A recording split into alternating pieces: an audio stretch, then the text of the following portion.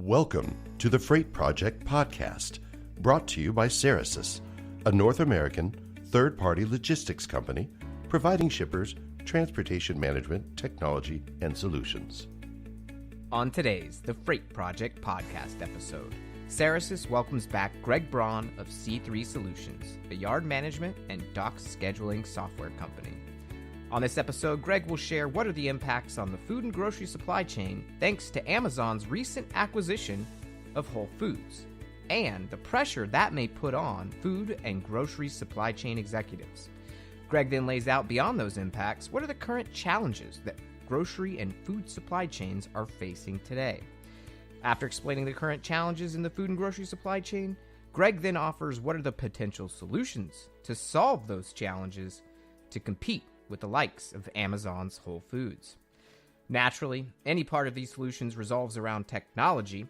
Therefore, Greg will also talk about how technology like a yard management system and dock scheduling software will aid shippers in getting more strategic and saving on logistics costs. And finally, Greg will provide his predictions on what is the future of the food and grocery supply chain. We hope you enjoy this episode of the Freight Project Podcast. Hi, Greg. It's great to have you back on the Freight Project Podcast to give us more insights from your expertise working at C3 Solutions. As always, what is the C3 Solutions? Well, it's a yard management and dock scheduling software company. Sometimes we like to say your friendly yard management and dock scheduling software company. Because trust me, folks, everyone at C3 is pretty friendly. Today, we wanted to have you on to discuss the state of and trends in the food and grocery supply chain as it relates to the Whole Foods effect. This, of course, like the Amazon effect, as Amazon did buy the grocery retailer, is very similar and has a lot of impacts on the grocery and food supply chain. So from your perspective, Greg, as you guys are in the middle of this and kind of see it on the front lines, what are the impacts on as a whole on the food and grocery supply chain?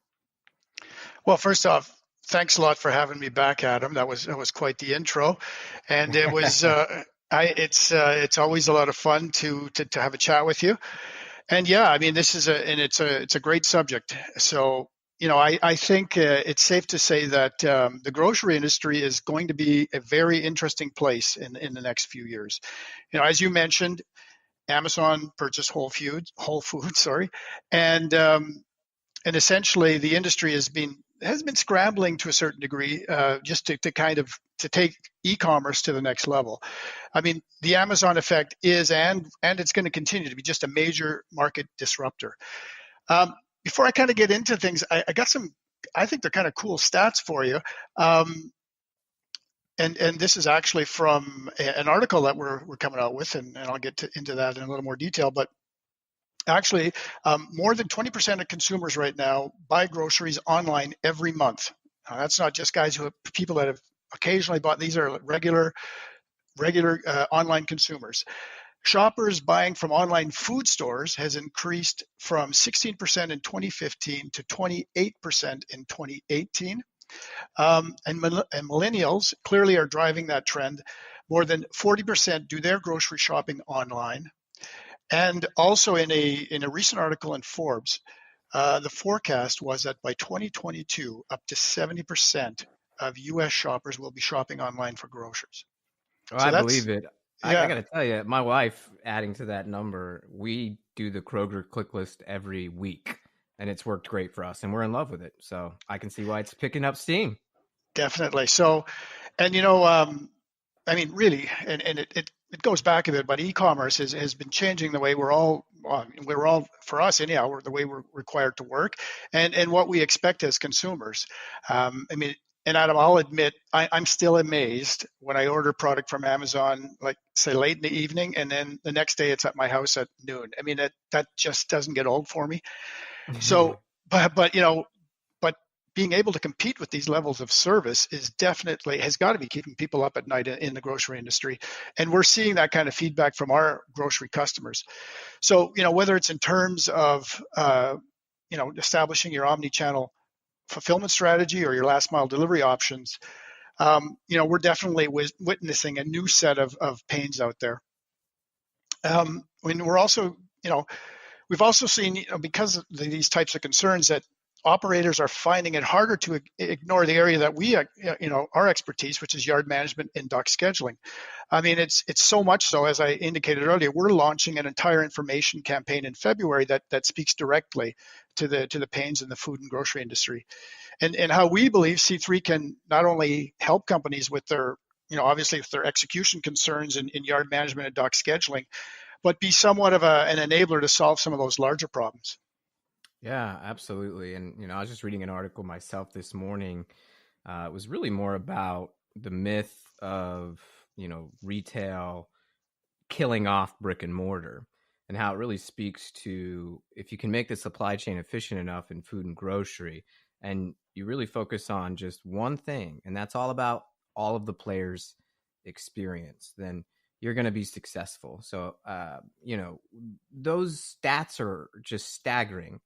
And it's probably a good reason why you're focusing on it with an information campaign around the changes and the technology and the impacts on your blog itself and your website. So those are all of the potential impacts on the food and grocery supply chain. But let's go a little bit deeper.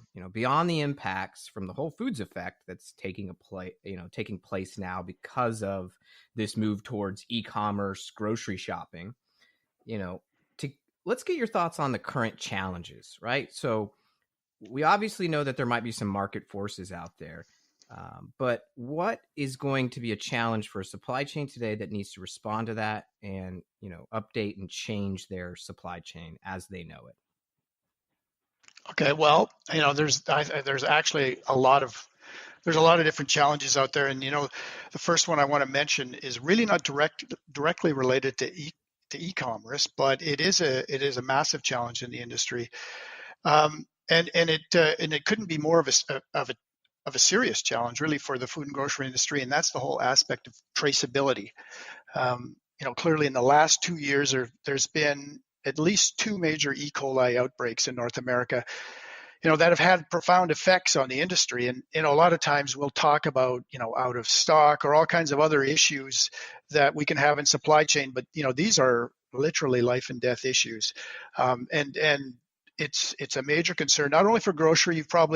We all have heard about, Chipotle's had a lot of issues as well in their supply chain. So these are all, that's a major issue. And actually, we discussed this in a lot more detail in one of the upcoming articles we've got coming out, entitled "The New Kid on the Block: The Growing Need for Blockchain in the Grocery Supply Chain," and we'll discuss that a little bit more, further on. But that we believe is a really, it's a big challenge. Another one is obviously the omni-channel fulfillment. And it's kind of funny. I don't think there's really, added to all of the e-commerce end of things, there's really never been a time when food has been as trendy as it is today. I mean, everybody's a foodie now, right? So essentially, not only does everybody want their products delivered quickly, but they want this great assortment and top quality. So, how do you source that kind of thing? How do you source those kind of goods? And really, there's no right answer.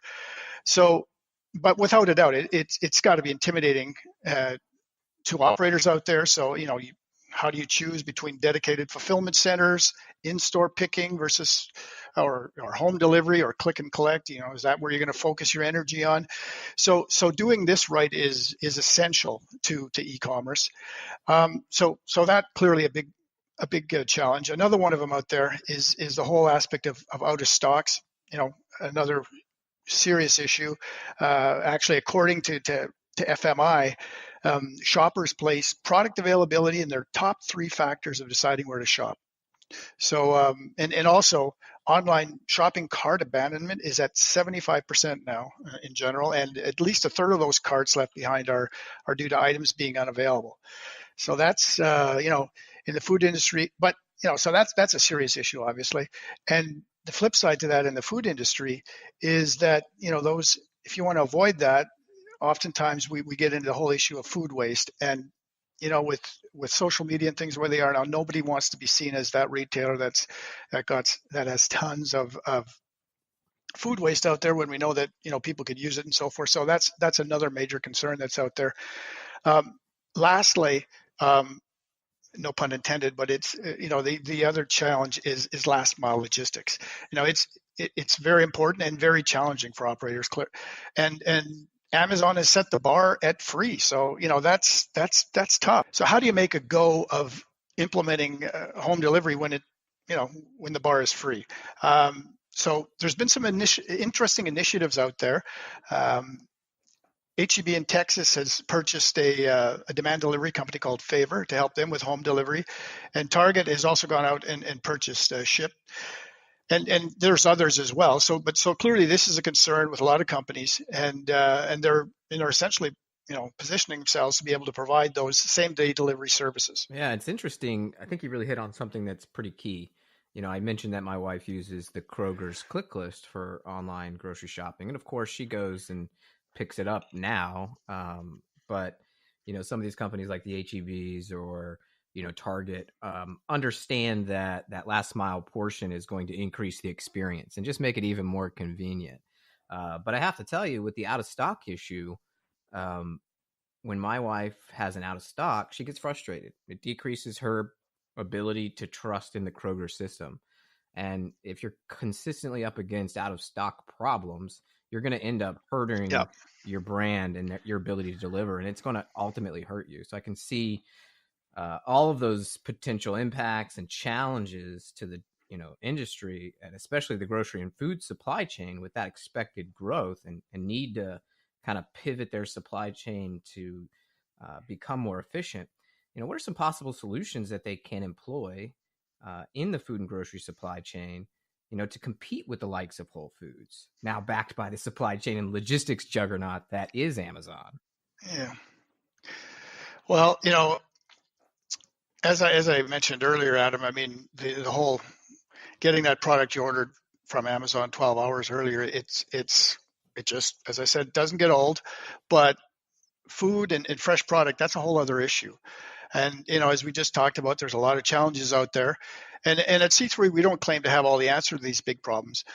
But we do know that over the last 20 years, we've seen that, especially in the grocery industry, the yard and inbound receiving are almost always a bottleneck. And this, these issues have only been intensified, with the onset of e-commerce. So regardless of what your omni-channel fulfillment strategy is, or whatever last mile solution you're implementing, if you can't get the right product into your facility and back out on time, you're dead in the water. So so to that end, so a lot of the times when we're talking to companies out there, the types of questions we'll ask grocers is, what is your, in terms of their overall strategy, especially when it comes to just supply chain end of things, is does that strategy account for the flow of inbound trailers to the facility? Are you going to be able to cope with growth? Do you have enough, we're talking about, some of the challenges of being a shipper of choice and so forth. Do you have adequate parking for drivers? Are you going to be able to handle all those aspects of things? Does that strategy also account for the number of trailers that need to be managed on a day-to-day basis? And can you influence that? So, what we'll ask companies is, hey, what is your live unload versus drop percentage, and can we change those? Because clearly, if we can schedule things better, if we can improve that inbound scheduling, maybe we don't need to drop as many trailers, and we don't have as big a need for yard, because yard is it's a serious problem. As much as we like to manage that problem, if we can avoid it, let's do that. And one of the other areas as well that we feel is very important, and we challenge companies on this, is what, how are they dealing with advanced shipment notices from their carriers? And do they have a strategy to essentially gain more of a real-time visibility on all their inbound shipments, not just the ones they control? And I'm going to talk about that a little bit later as well. So, this is all part of a greater effort to just generally increase the speed and accuracy of goods within the supply chain, and also to kind of enhance communication and make it more seamless as much as possible. Yeah, and it sounds like, with both of our technology offerings, we offer a transportation management system, a yard management and dock scheduling software, and related services, of course. One of the things that we really talk about to our shipper customers and prospects is that really technology is a freer of hard and soft cost savings, right? Those are the benefits of using these platforms, your time, and often just cheaper because you have a tool that makes you more effective. So it gets you out of the weeds of processing, get to more strategic place, which you're really talking is very important here in order to meet these challenges, to be strategic.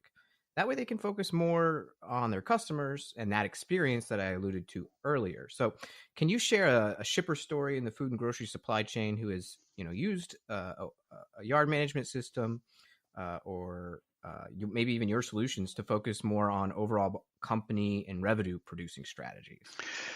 Well, yeah, actually, I do. I have some interesting, benefit feedback from customers.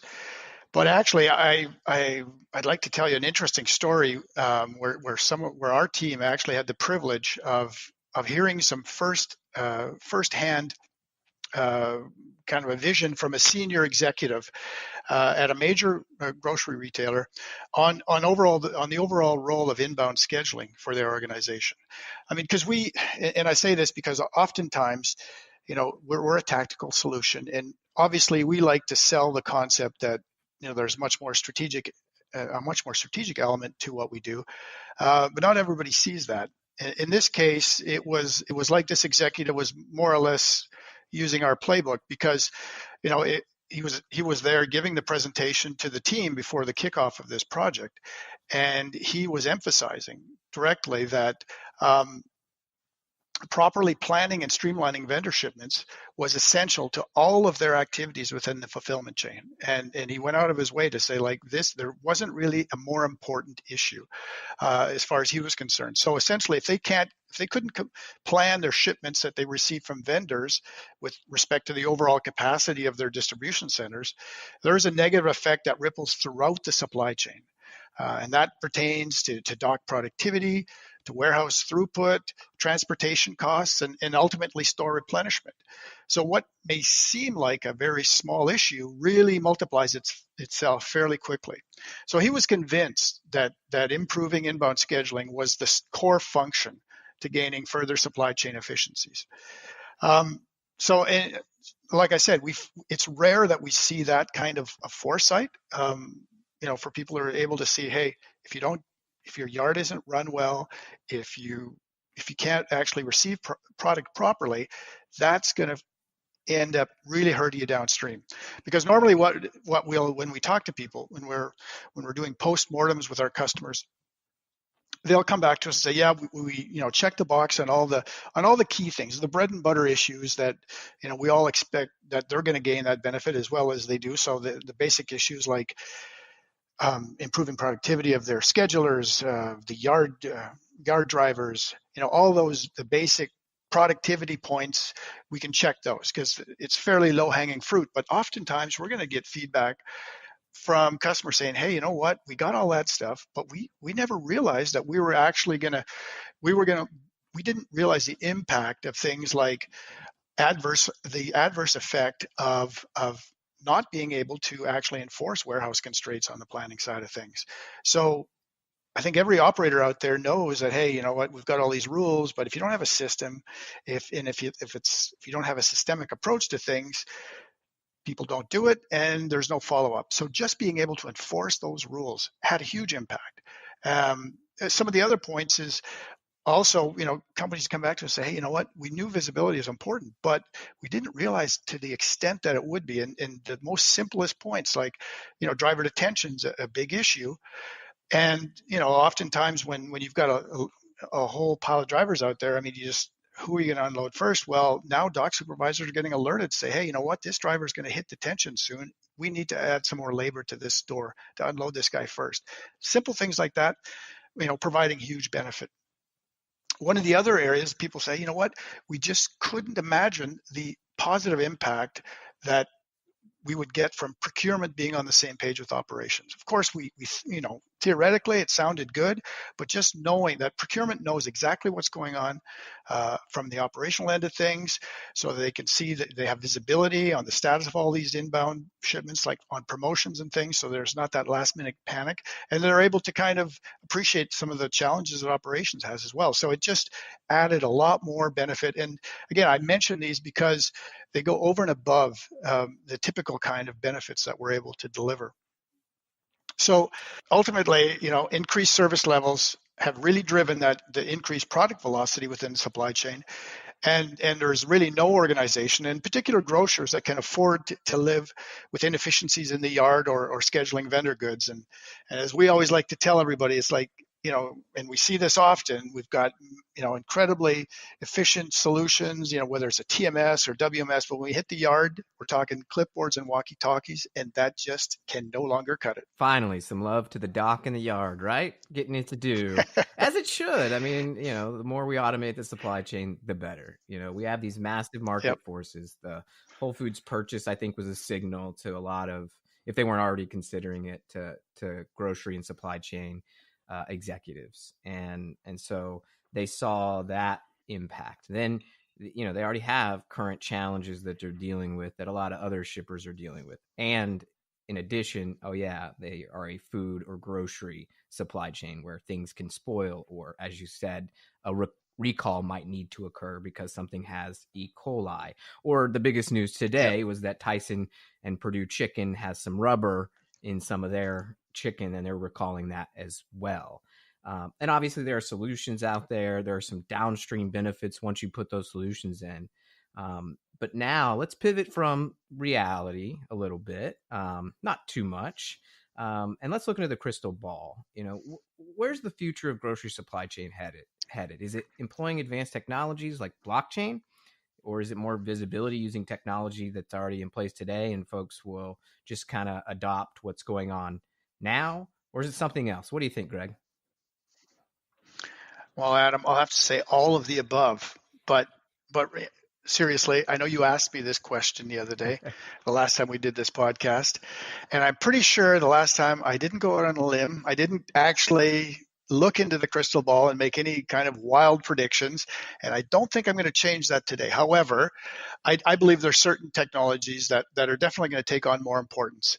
And you mentioned it already, blockchain, I think, is going to be one of the major ones. Probably most of your listeners are aware that Walmart announced its blockchain initiative this last September.